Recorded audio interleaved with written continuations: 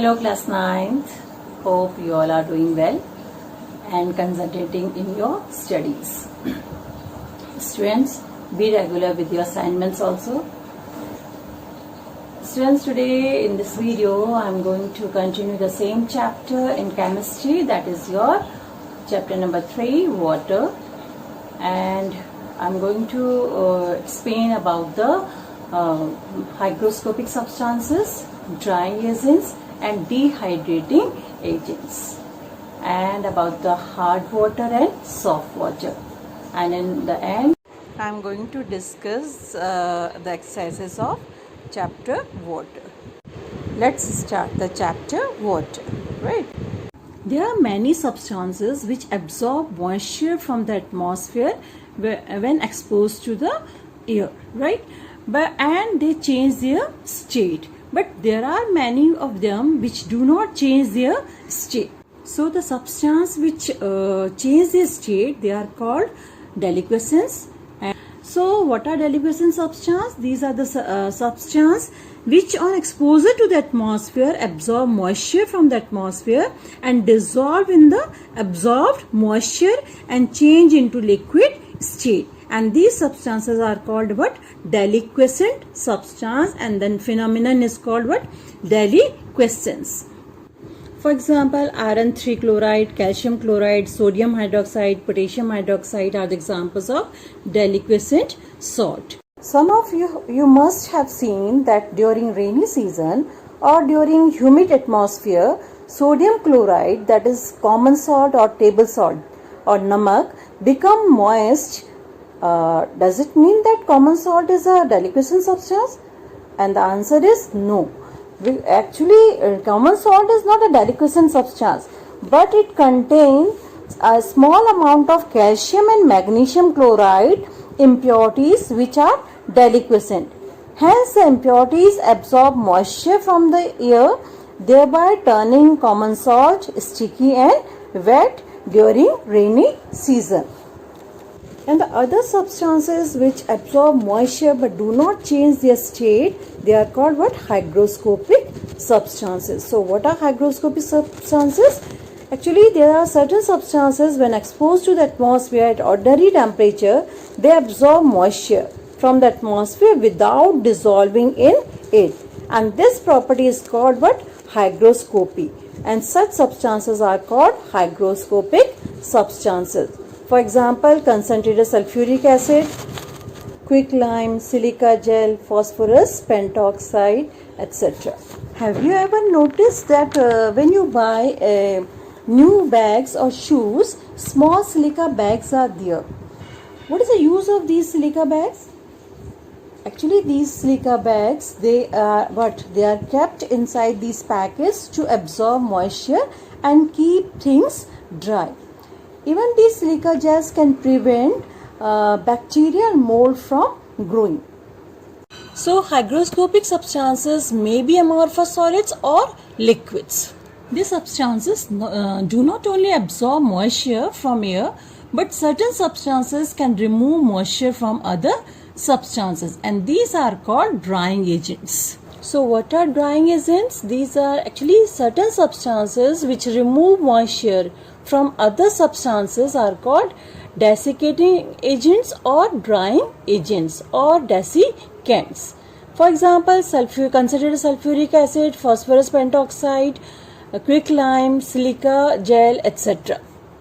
Actually, most of the hygroscopic substances are drying agents.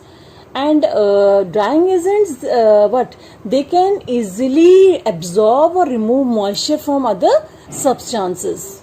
Fused calcium chloride is a deliquescent in nature, and it absorbs moisture and hence used as a drying agent or desiccating agent, because it is used in desiccator for drying other substances. Then we have dehydrating agents.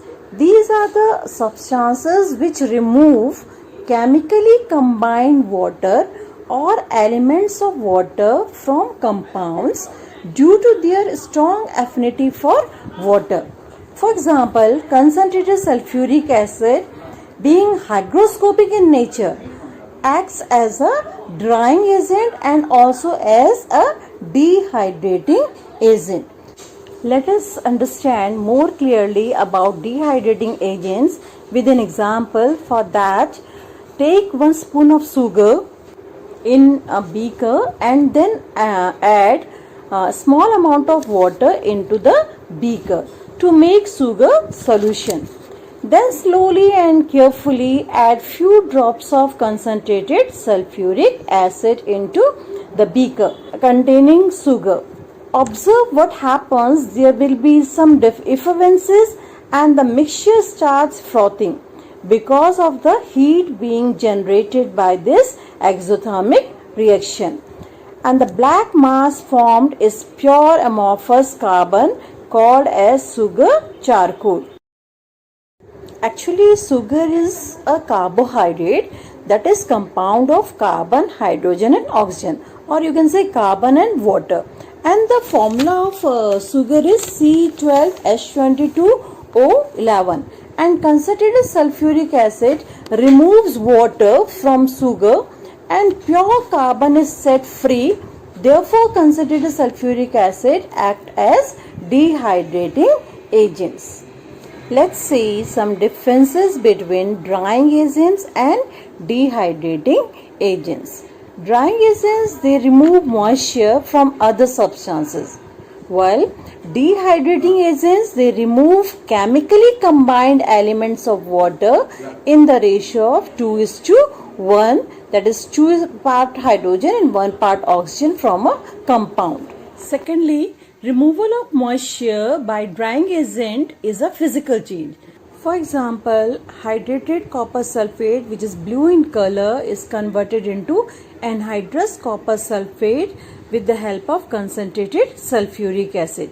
Here it is a physical change. Why? Because there is no change in the composition of copper sulfate, right? And it is concentrated sulfuric acid act as a drying agent. Now, removal of water by dehydrating agent is a chemical change. Let's take example which we have already discussed, that C12H22O11, that is your sugar, is converted into 12C, that is your sugar charcoal, by concentrated sulfuric acid. Here what's happened? It is a totally chemical change because the chemical composition is changed. So we can say that dehydrating agents brings what chemical change. Now the third difference is drying agents are used to dry gases like chlorine, sulfur dioxide, hydrogen chloride, etc. While dehydrating agents, they are used to prepare substances like carbon monoxide, sugar charcoal, etc. And fourth is your chemical formula of a substance remains same when the moisture is absorbed by the drying agent. But in case of dehydrating agents, chemical formula of a substance undergoes change, as you have seen in case of sugar change into sugar charcoal by using concentrated sulfuric acid as dehydrating agent. Okay, now next is your soft water and hard water. All of you know, depending on the action of soap on water, natural water is divided into two types. One is your soft water and second is your hard water. Now first of all, what is soft water? Soft water is one who lathers readily with ordinary soap, who give more lather with soap, ordinary soap, then it is called soft water. And hard water, which does not lather easily with ordinary soap, that is called hard water. Soft water does not waste soap, while hard water, it wastes soap.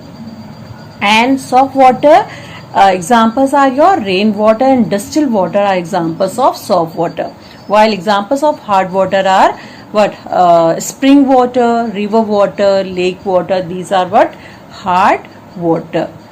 Now next is your soft water is fit for laundries and industries, but hard water, it is not fit for laundries and industries, right? Now next is your hard water. Again divide into two types. Temporary hard water and permanent hard water. Okay, what is the difference between temporary hard water and permanent hard water? Temporary hard water is in which hardness is due to presence of calcium bicarbonate and magnesium bicarbonate salts. If these two salts are presence of these two salts makes the water temporary hard water. And how second is your temporary in temporary hard water, hardness can be removed by boiling, but in case of permanent hard water, the hardness is due to presence of calcium chloride, magnesium chloride and calcium sulfate and magnesium sulfate salts, and their hardness, permanent hardness, cannot be removed by easily by boiling. Okay, because when you boil temporary hard water, then what's happened? This calcium bicarbonate or magnesium bicarbonate, they break down or decompose into calcium carbonate, water and carbon dioxide. Carbon dioxide is evaporate, water remain in the water, and this calcium carbonate, it can be deposited at the bottom. Same way, magnesium carbonate on heating gives you magnesium carbonate, magnesium bicarbonate on heating gives you magnesium carbonate, water and carbon dioxide, and this magnesium carbonate is deposited in the bottom of the container, right, or boiler. While permanent hard water, the hardness can be removed. How can you remove the permanent hardness of water? By adding washing soda.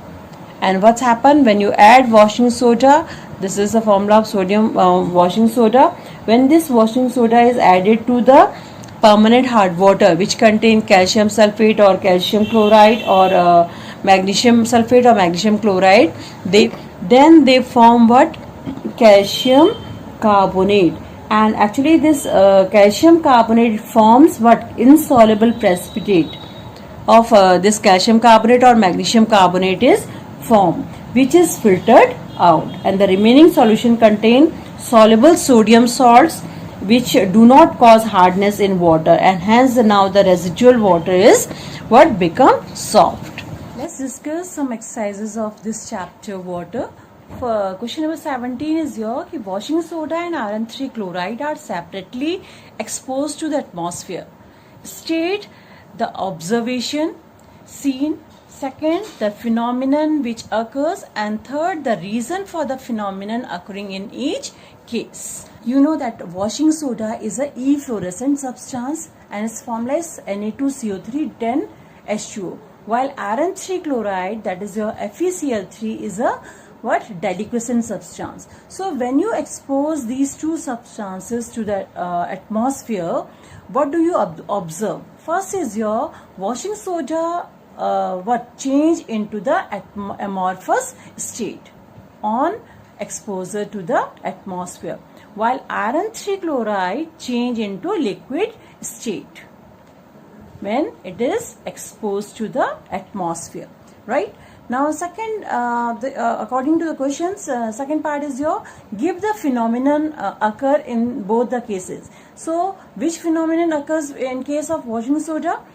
Which one? Efflorescence. While iron 3 chloride, which phenomenon is occur? That is your deliquescence, right? And what is the reason? Your reason is washing soda being efflorescent. What's happened? It lose its moisture to the atmosphere and change into what? Amorphous state. While iron 3 chloride being deliquescence, absorb moisture from the atmosphere and dissolve in the same and change into liquid state. Understood? So these are the differences between washing soda and iron 3 chloride when exposed to the atmosphere. Now next is your unit test paper 3, water. Select the correct word from the words in the bracket to complete each sentence. If pressure on the surface of water increases, its boiling point increases and freezing point decreases. Second, a saturated solution can be converted to unsaturated solution by increasing the amount of the solvent. Dissolved air in water contains higher percentage of oxygen than ordinary air. At low temperature, the solubility of a gas in water is more compared to that at ordinary temperature. Fifth is your efflorescence occurs when the vapor pressure of the hydrated crystal is more than the vapor pressure of the atmospheric humidity. Now next is your select the correct answer from the choice given in the brackets. First is your anhydrous crystal is your lead chloride. Second, a substance which causes hardness in water, that is your calcium chloride. A deliquescent salt of a divalent metal is your calcium chloride. Fourth is your anhydrate of a heptahydrate salt is your FeSO4. A drying agent, deliquescent in nature, used in desiccator, that is your fused calcium chloride. Next is your name the or state the following. An efflorescent decahydrated salt is Glauber salt, that is your Na2SO4 dot 10H2O, or you can write what, washing soda. Second is your a deliquescent salt of a trivalent metal, that is your FeCl3 or iron 3 chloride. A liquid hygroscopic substance, that is your concentrated sulfuric acid. Fourth is your a salt whose solubility decreases with rise in temperature of the solvent water, that is your calcium sulfate. Fifth is your a substance added to remove both temporary and permanent hardness in water, that is your what, washing soda. Okay, thank you children.